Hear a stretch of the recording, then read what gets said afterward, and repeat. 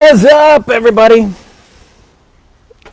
I love doing these Q&As. I love hanging with you guys. This is just such a cool way to spend, I don't know, Monday in January. By the way, something awesome about living in Mexico that it's fucking hot in the middle of January. It's like a beautiful sunny day. Like, it just doesn't get any cooler than that.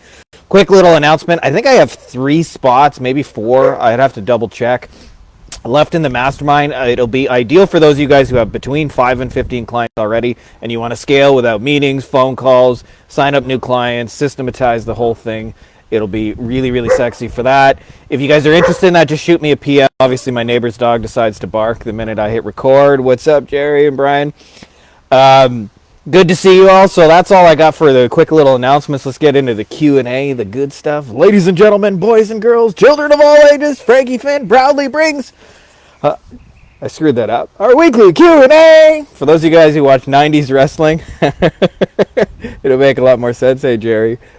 So, Leo says... Hi everyone, I have an interesting situation here. I ran Google Ads for a new client. Now I have him so much work. He's booked solid for 3.5 months. That's great for him, not for me. He wants me, of course, to pause the ads for a few months, which means no income for me. I'm charging him $2,000 a month, which leaves me about $1,500 in profit. He wants to wind it down right now, which is logical, but I'm trying to come up with the way and right word to keeping him paying regardless of running ads or not, since he has so much work because of my efforts. Leo, firstly... Good problems to have, and yes, you want some Macho Man, Jerry? Woo, yeah, Elizabeth, will you marry me? So anyways, Leo, that's a good problem to have when you get your clients so much work that they're busy. I'll tell you, there's a couple of things that'll help you. One is, only if you want to, you can always help them find employees, and you can up your rates in doing so. Say, hey, I have a special program for helping you find employees. It's the same damn process. You run ads, you follow up with the leads, you get them in the door. So you can help them, be able to deal with the fulfillment. What's up, Eddie Cole? You guys are on the ball, man. I'm just waking up Monday morning here. Secondly, what you can do in that situation, and this is a thing that I'm big on in general that I think will make your life easier, is not just try and get them so many leads that they're booked solid. Try and focus on getting them their highest value leads so they actually make more money doing less. So, like, let's say you work with a dentist. This is an easy example to wrap your head around. If you bring a dentist like, checkups or Invisalign, a dentist will make $100. His overhead's probably $100 on that. You could bring him 40, 50 new patients a month and he would make almost no money. Or you could bring the guy one veneer or one dental implant and he'll make 30, 40 grand and you'll make his life a whole bunch easier. So if you got a client that you're like inundated with work, chances are it's probably volume shit work, what I call the nickels. Just start bringing him $100 bills, and what you'll find is he'll make more money and his schedule will be less jam-packed. So that's another thing, is I might say, hey, now that you're booked solid, would you be open to trying something where we focus on the high-value work and clear up your schedule a little bit, and you can always help them generate employees. And then the third thing, of course, Leo, is get a fucking case study out of that. If you have a client who is not doing a whole lot, and then you booked them 3 months solid with your busyness, like, get a case study, use that to fill other people. There's lots of people who want that problem. So you have a documented case study, which is one of the most valuable assets you can create in your whole biz. So those are my thoughts on that. But I know the feeling when you fill up a client and then they don't want to pay you anymore and it kind of sucks. You price yourself out of work. So I have a lot of compassion for you there. Benoit says, was thinking to go into the restaurant niche, but honestly scared to go that road because of the disruption created by COVID. Anyone got ideas? Should I still go for it, or what would you recommend? I'm in New Zealand. Okay, Benoit, this is like a deeper philosophy. Eddie's over there playing Monopoly. How cool is that?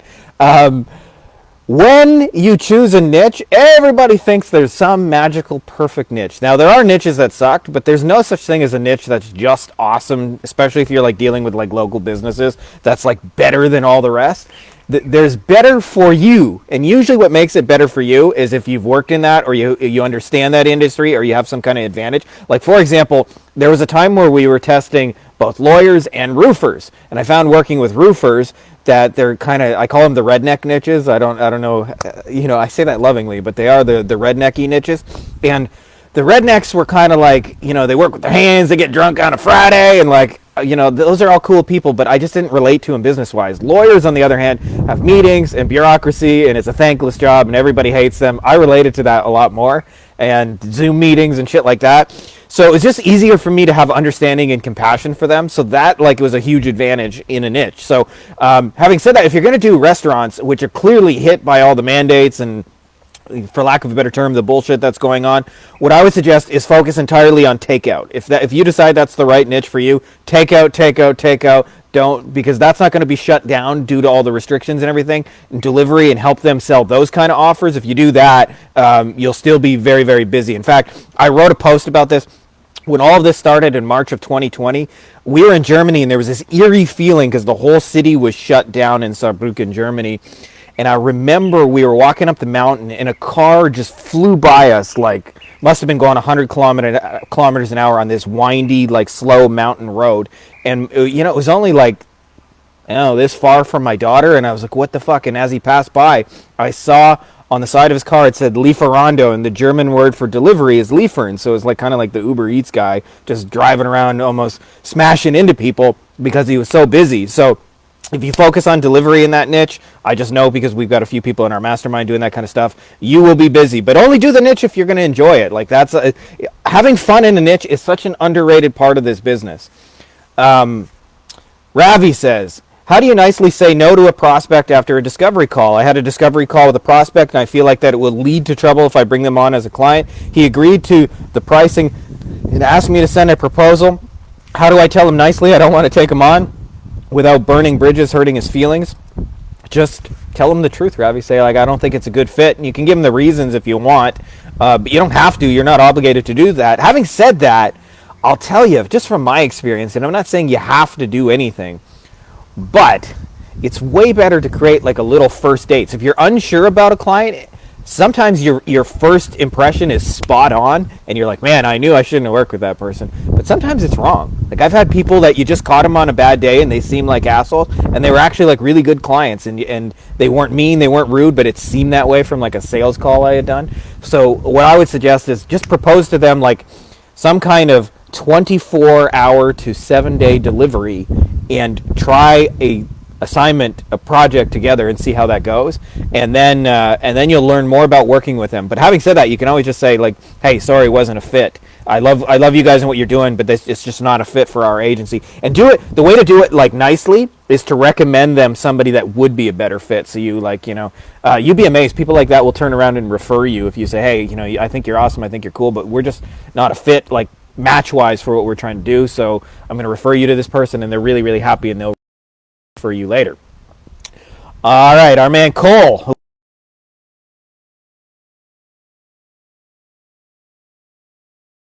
Actually work. Thanks, Frankie Finn. To set the stage, I dropped a post to segmented list of mortgage brokers and loan officers asking if anyone did VA loans.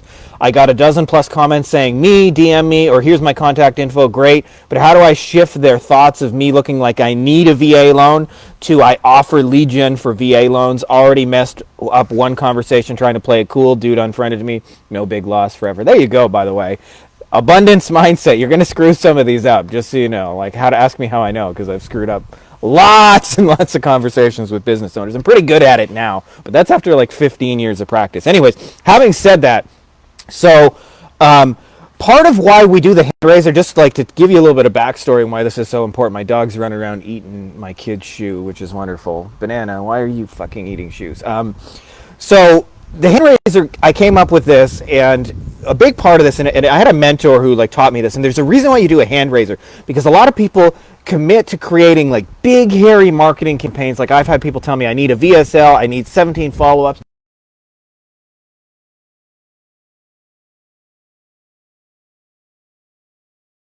Marketing campaign, and it's so much work, and then at the end of it, nobody fucking wants what they're selling anyway.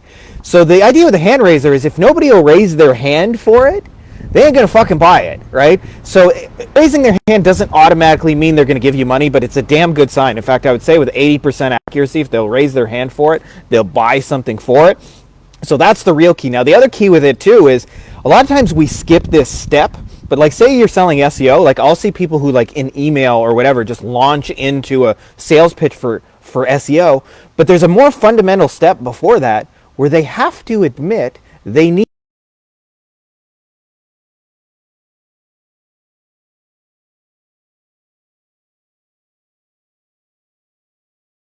loans. I'm interested in that. They've said it to themselves. And the way to bridge that conversation is just to be upfront with them. You never told them, like, I was looking for a loan. They assumed that, so you don't have to, like, switch or like totally switch gears. Just say, hey, I've got this campaign that's generating VA loans. We could create a little first date for it where we could try it together. Would you be interested in hearing more about that? And that's really it. It's just like, it's a really soft, would you like to know more about it? And almost always, if they raise their hand in the first place, yes, I would like to know more about it. And then you just make them an offer that's easy to say yes to. But I learned this, by the way, from a really smart cold calling guy named Ari Gelper.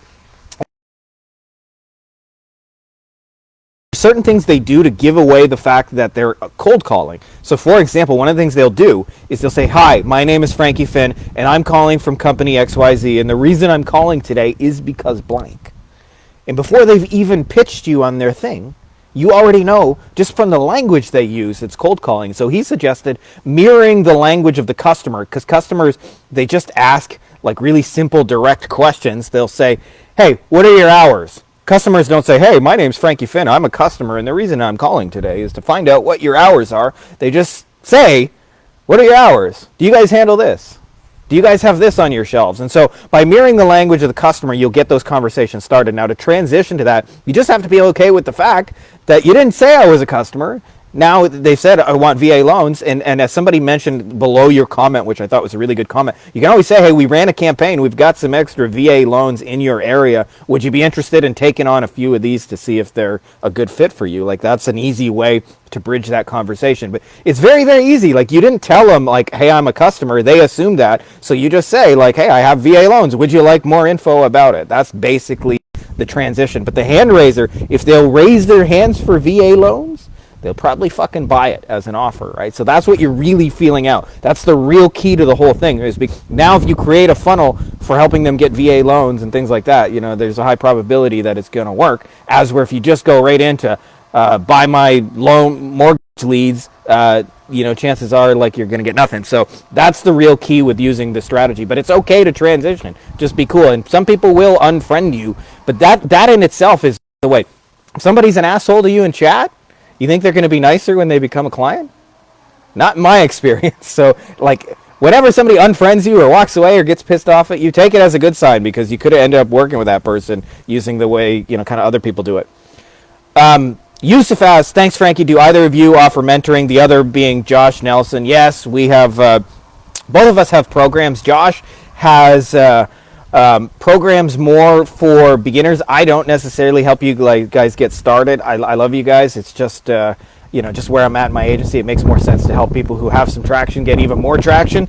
And Josh, I also believe, has a 7-figure mastermind. As far as ours, we've got one called the Wolfpack. I mentioned it at the beginning. I think we got about 3 or 4 spots left. I will be filling those this year. I'm not like in some super great hurry, but we got some really awesome people. It's just, I don't know, I love you guys. I love sharing what we're doing in our agency and what's working.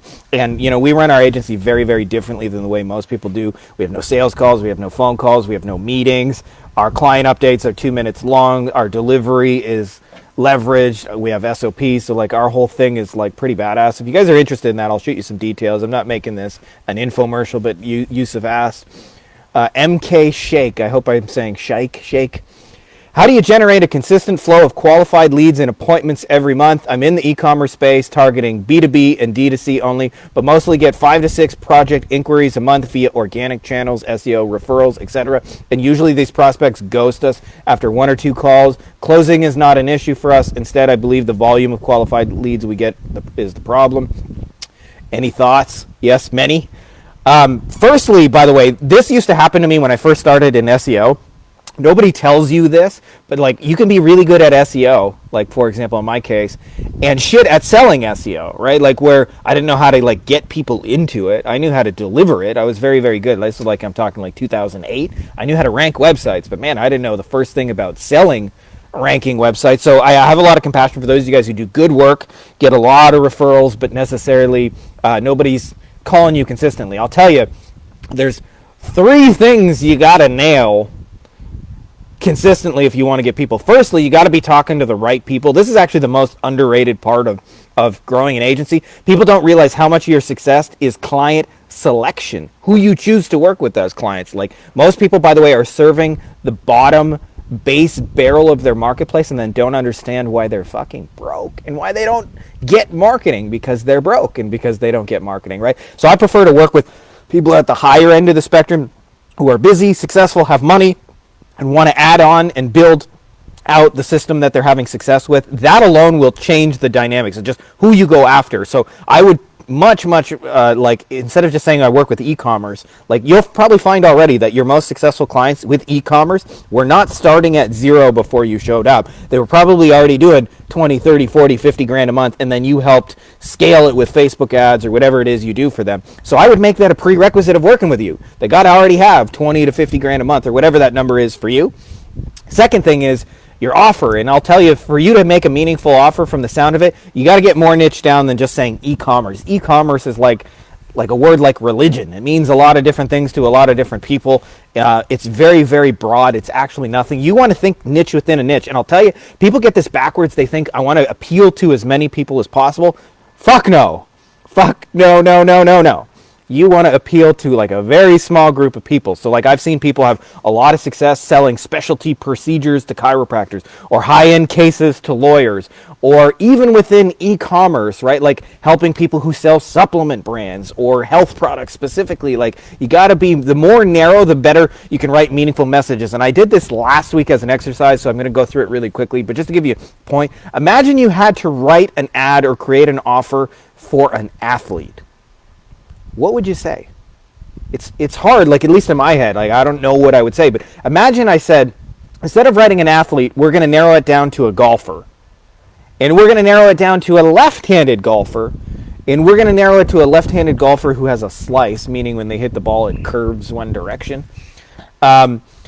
So writing an ad to a left-handed golfer with a slice is a fuck of a lot easier than writing an ad to an athlete. It's too broad. It's hard to say anything meaningful. But dear left-handed golfer with a slice, we're different than righties. Hitting the ball and curving the wrong direction, right? Like, it's very easy to like write that ad. So almost always, if you're getting referrals, it's because you're doing good delivery. If you're not like getting clients consistently, in your case, you're just not making a meaningful offer to a small enough group. Like, figure out who those people are. And the best way to do this is just reverse engineer. Like, excuse me.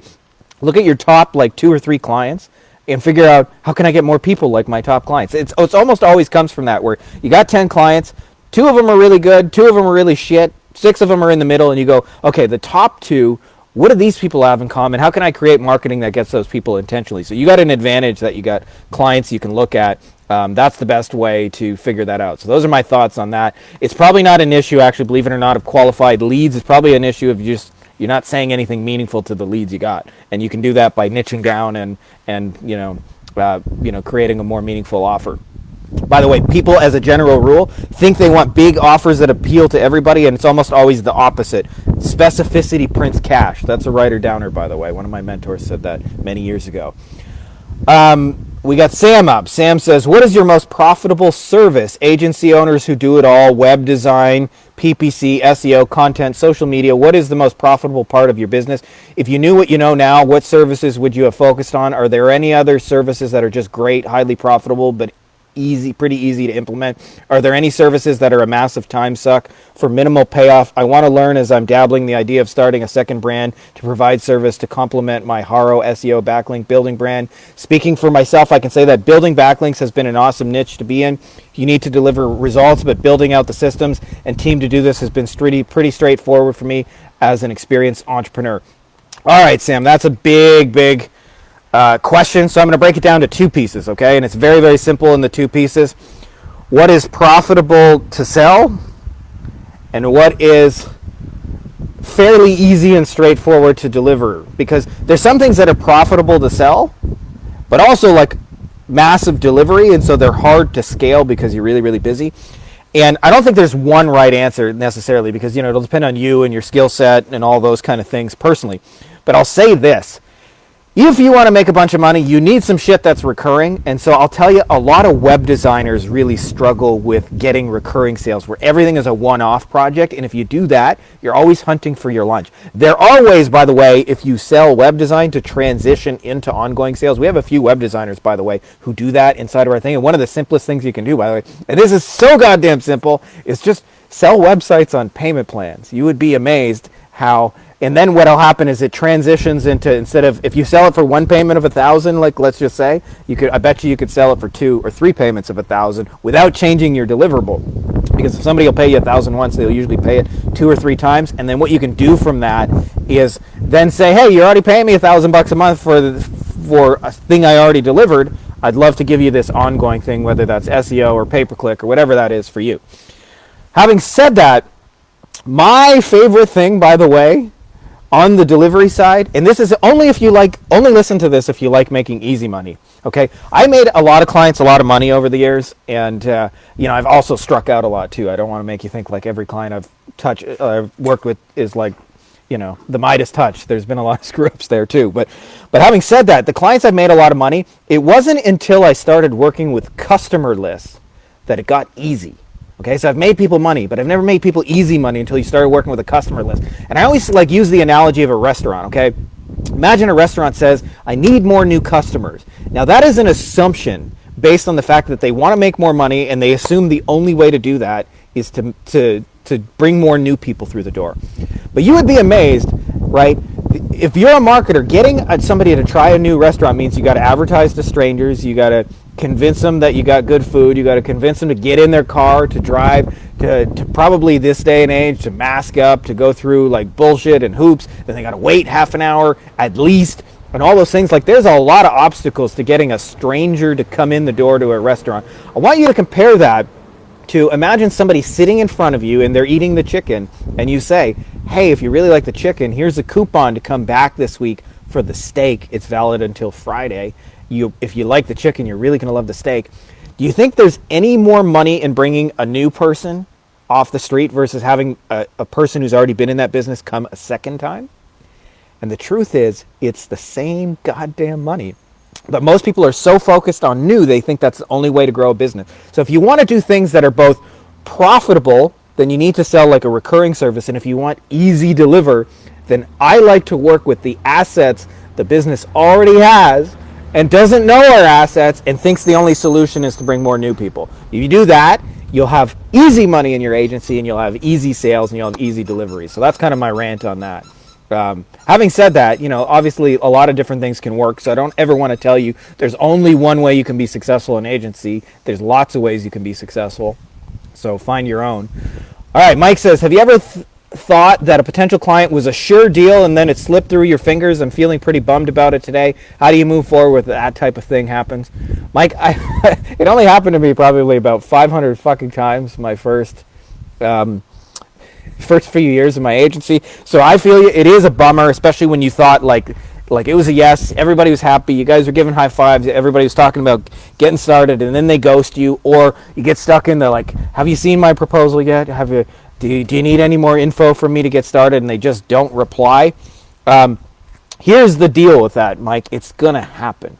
And actually, the biggest reason it happens is not what people think. The biggest reason it happens is because they get busy and forget. And so, especially if you're dealing with successful people, so the best thing you can do is just put that on a simmer and just keep following up like every 2 weeks to 30 days. Just put something in their inbox, put something in their mail, and just stay on top of them. Leave the door open for them to come back. I'll tell you, this happens to lawyers a lot, and I used to like really take it personally.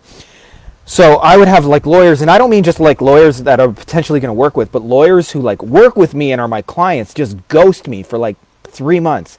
And I used to always be like, what the fuck? Like, you just disappeared on me. You stopped responding to me. Like, are you mad at me? Did I say something wrong? Excuse me, swallowed some spit. So it wasn't until I had a speaking event. It was a little like in-person boot camp. There might have been like 20 lawyers there. I think we were in Atlanta, and one of the lawyers came in, and he was one of my clients, and he had been ghosting me for 3 months. And the guy walked through the door, and I was like, dude, what's up? Like, I haven't seen you in forever. And you know what he said to me? He said, oh, we got $1 million case in our office, and basically everything stopped. We've been working late nights. Everybody's been working on this case. All our other clients have been kind of put on the back burner.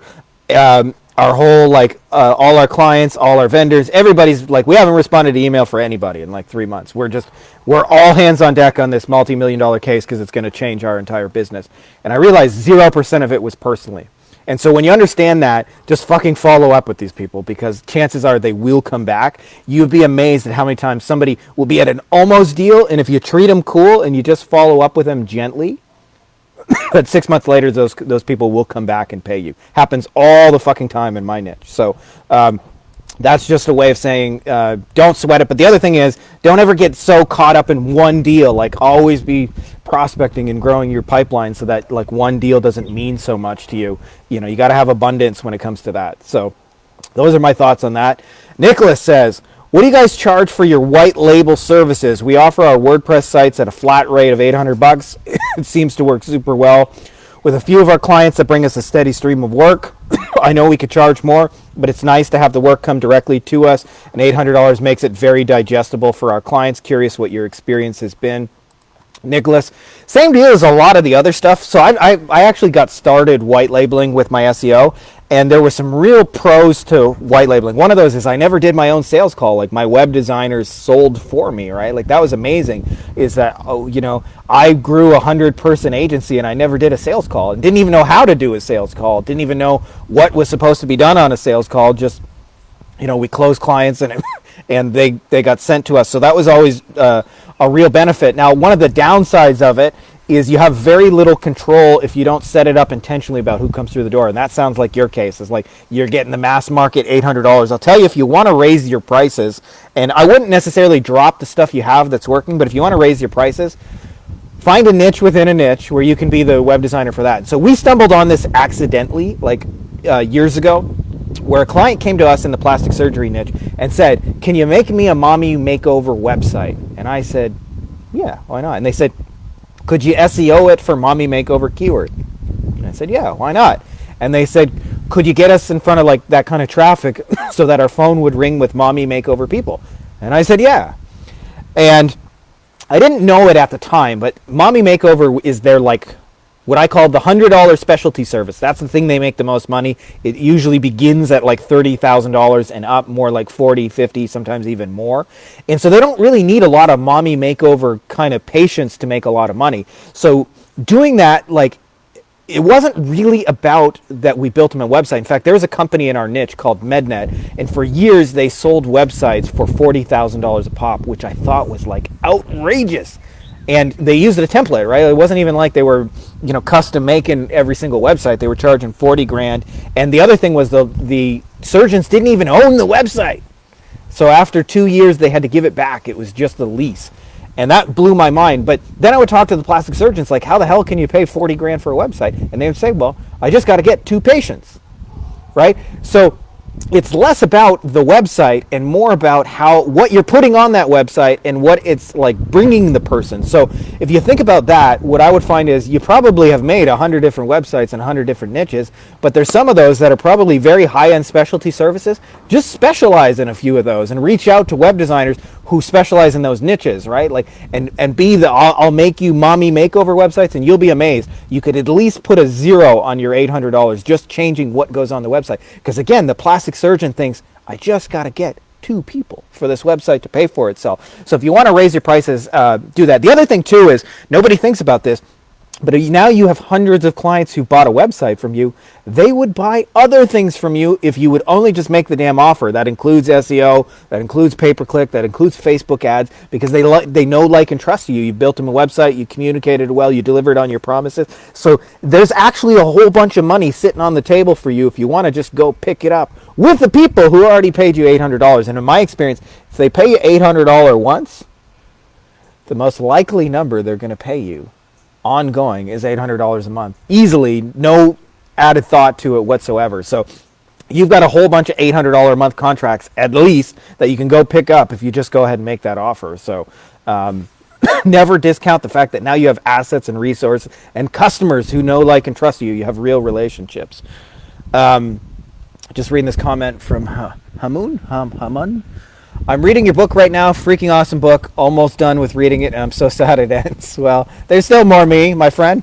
Could you elaborate a little bit on regarding wealth shortcut number 2, trash can asset? I didn't understand the concept too well. Would love if you could give a quick summary. Okay, this comes back to a statement I made earlier. Okay, it is this. It is that if you want to make easy money. Okay, I've made a lot of people a lot of money in their agencies or in their businesses.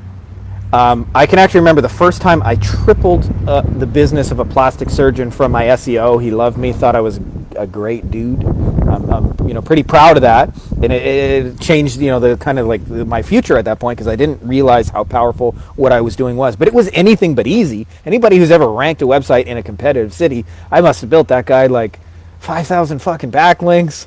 And I optimized all this, and I changed title tags, and I hired people, and I outsourced, and I watched his rankings, and it was 6 months of just grinding and grinding and grinding. Okay, so that's one way to make people money. That's what I call the hard way, which is this obsession with what businesses believe they need, which is new. Now, the trash can asset is the idea that businesses have resources already that they are not using, and there's more than one of these kind of resources. One of those, for example, is my favorite one, which is the customer list. Because we just gave an example of a restaurant. I like restaurants because it's easy to get your head around. Okay, restaurants have people come in the door all day long and don't realize that their customers are the assets. So if I was running a restaurant, for example, how I would capture those assets is I would have a little thing at the table that says text ABC to 123 and you get a free dessert with this thing, and I would get them on a list, and I would invent offers and reasons for them to come back. Hey, we got a band playing today. Hey, we got a lunch special. Hey, we got a drink special. Hey, we just got a shipment of quesadillas. I don't know. I'm in Mexico, so quesadillas are on the brain. And give them reasons to come in. And the reason to do that is it's fucking easy, okay? Now, for real, you can sell somebody who's already been to a restaurant, who already has a relationship, with a sentence or two. You can say, hey, we just got a shipment of cheese today, so we're having a cheese quesadilla lunch special. Come on in and try it. They're $7.99. 3-4 sentences. How hard is it to generate business with 3-4 sentences? Now, here is a much deeper part of the trash can asset, which is people do not understand. Okay, so I'll give you a real life example. I walked into a friend bought a business in March of 2020. He closed on it and then found out the world went crazy. It's in Southern California. I wrote about it in the book. His name is David. And David bought a roofing company. David actually is like a serial entrepreneur, bought 10 different companies. One of those was a roofing company. And suddenly, because of all the lockdowns and the mandates and all that, his business was really, really hard hit. And of course, like all business owners, he doesn't understand that he has assets in the door already. So he says to me, I need to generate $100,000 worth of business to keep this thing afloat. Could you run Facebook ads? Could you run Google ads? In other words, could you generate new? Now, I know from doing this that he has assets and resources. And so my first question is, do you have a customer list? And he says, yes, we have all the invoices and contacts of the customers, and they were literally in boxes. And so I actually had somebody in his office go down and put them into a spreadsheet, so we had a real customer list. Now my question to you is on this: do you think those people have only bought roofing in the last 17 years? And the answer is, of course not. Of course not, right? At the very least, most of these people, I would say 99% of them, are going to be homeowners. Right? So what do homeowners buy? They buy getting their home fixed. They buy insurance. They buy mortgages. They buy landscaping. They buy swimming pools, right? There's all these things. And so you can be the one who provides all of those things and get a cut on it. And so I'll give you a small example of once you understand this methodology. So in our mastermind, I found a lot of our people use Go High Level. I'm not a Go High Level person personally, but I wanted to kind of beef up the software. So I went and got a few templates designed and things that some of our best people were using for, and kind of made it so anybody could use it and make it plug and play.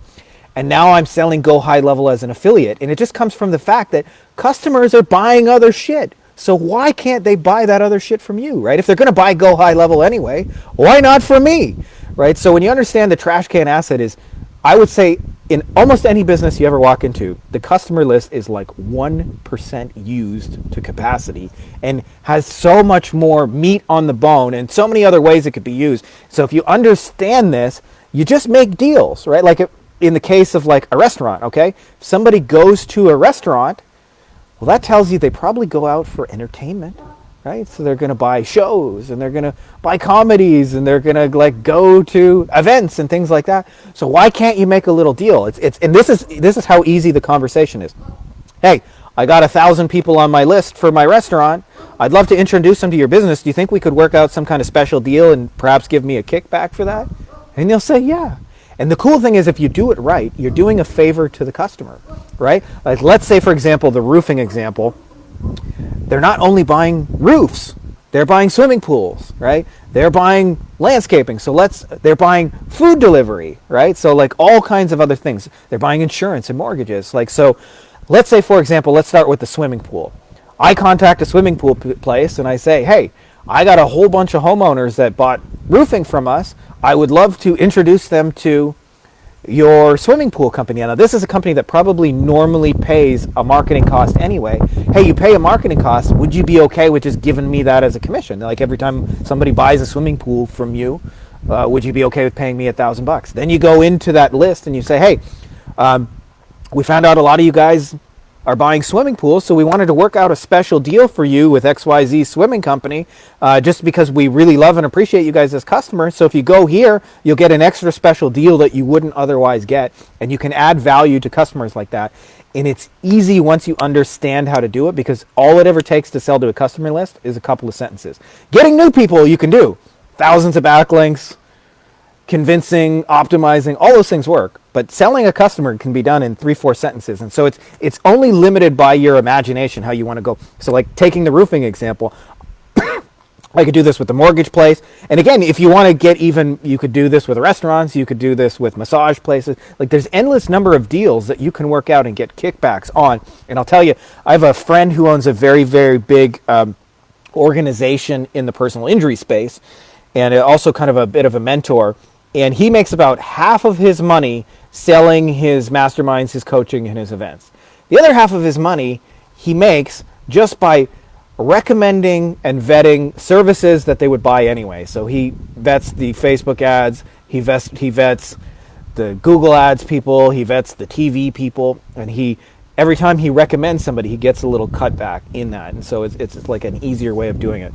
So when you understand that, like just it comes in, everybody's going to tell you they need new, and you know you're using 1% of your fucking customer list. 1%. So like get in there and get a hold of that.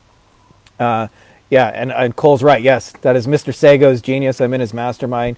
So yeah, I mean with the mortgage peeps, like, you know, one of the things, and this comes up in a lot of industries, I don't necessarily know in mortgages, but if you can use their trash can asset, their list, to generate other streams of revenue that are not mortgage related, they'll eat you for breakfast. Like, I'll tell you from experience, you know the last thing a dentist wants? More dentisting. Like, for real. You know the last thing a lawyer wants? More lawyering. I mean, there's exceptions if you can bring them really, really big business, but I'll tell you, if you can show up to a dentist and say, hey, I had an idea for a passive income stream that you can just use the stuff you already have in your dentist practice to make passive money so you can do less dentisting, that's going to be way more appealing to him than if you say, I'm going to bring you 18,000 Invisalign patients, because you know what they're sick of is what they're doing. So if you understand that, you can walk into any business, you can think about, like, what are the 99 other fucking ways I could use this customer list, that relationship they've already built, and add value to the customer. And you'd be amazed. People will just be like, here, take my customer. Is that all we can do, right? Like in that roofing company, if I wanted to, I didn't, because I just had a lot of other shit going on. We were moving across the world, a whole bunch of other things. But if I wanted to, I could like just send those guys fucking offers like every goddamn day for some new shit and always be getting a kickback. And my favorite way of doing that, by the way, is to take their customer list and make it your customer list. Is to say, hey, I have this idea. where we could sell them other things, and I'm happy to give you a kickback every time we sell them something, and we'll do it in a way where we'll make you look good, because their reputation is obviously going to be of importance. Do you think we could just invite them to a little free Facebook group, and I'll manage the thing? You don't have to do anything. It won't be linked to your company. It'll just be called, Homeowners Group of California or whatever, right? It won't, so you won't be liable for anything that's said in there, and we could just invite them there, and I'll take care of the selling, and every time we sell something, I'll give you a kickback. Would you be open to that? You're going to have a hard time getting people to say no. Really? You could sell other things to mortgage people? Right? Because people are just so locked into thinking that what they do is their product or their service. That's the box they're all in. And when you understand your goal is to serve the people, and the people have other needs other than just mortgages, the people have other needs than just eating at a restaurant one time, the people have other needs than just going to I blanked out for a second there, but you get the idea, right? Like, it's like there's so much more meat on the bone. So it's a deeper concept, but if you understand it, like, that's when the easy money shows up. And if you do it, like, people will just hand you customer lists, and you can, like, immediately step into buyers. And that's the other thing too, is buyers are so much easier to deal with than non-buyers, right? Like, if you're trying to sell something to, like, for example, I see this all the time in the agency space, is we try and sell ads to people who don't spend on marketing and then wonder why it's hard. I have a concept I call the shoe buyers, where, like, I only market to people who I know are spending money today, rather than trying to convince them to buy. It's like, if somebody already came into that restaurant, it's very easy to get them to come again. If somebody, like, if you're trying to convince a stranger, there's all kinds of obstacles. Like, one of those might be like, I'm a fucking vegetarian, I'm not going to eat at your steak restaurant, or that's too far, or we're busy Friday night.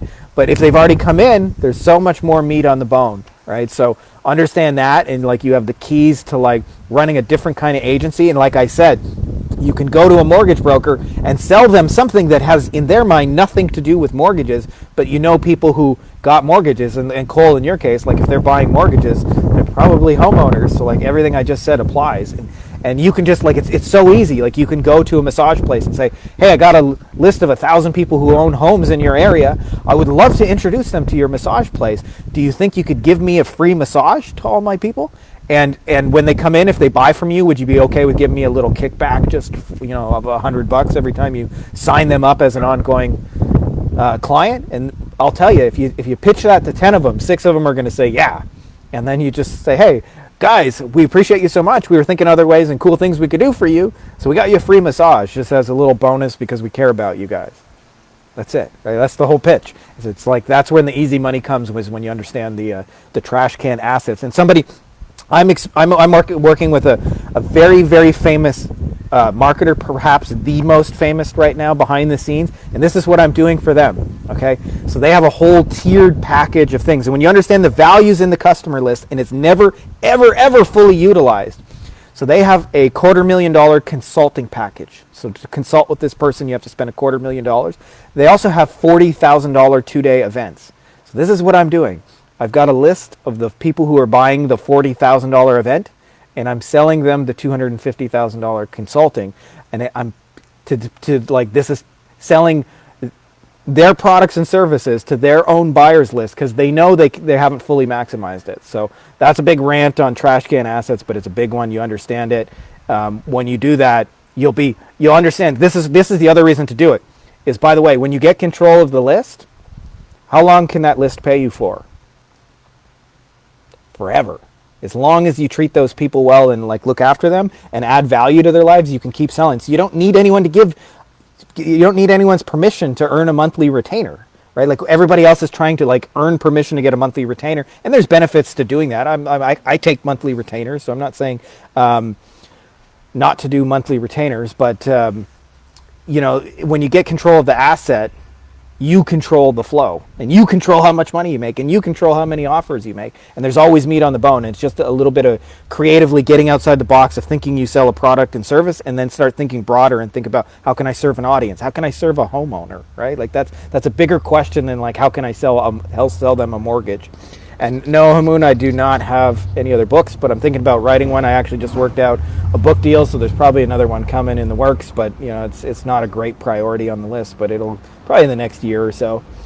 anyways, that's all I got for you guys in questions. It's a nice long rant there. I hope you guys got a lot of value. If you guys are interested in the mastermind, especially if you're between 5 and 15 clients, that's our sweet spot. We're like, you got to talk to us because we'll make your life so much easier, better, faster, more profitable, all those good things. And that's all I got for you guys. And for those of you guys watching the replay on YouTube, much appreciation. And that's all I got for you guys this week. May the force be with you.